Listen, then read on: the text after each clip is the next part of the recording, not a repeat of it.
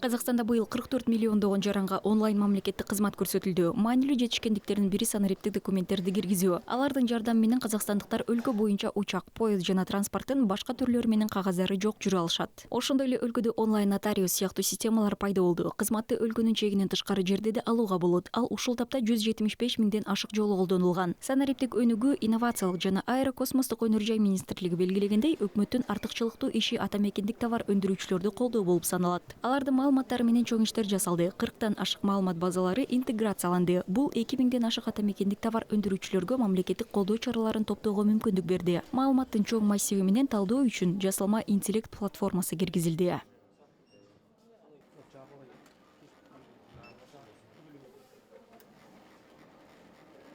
По итоге мы, загрузив все дэшборды, Натыйжада бардык башкаруу такталарын жүктөп алгандан кийин жасалма интеллект системасы бизге бардык сунуштар менен аналитикалык, толук, деталдуу көбүлүк берет. Автомат мамлекеттик органдарга көрсөтмөлөрдү жөнөтөт. скидывает поручения соответствующим государственным органам.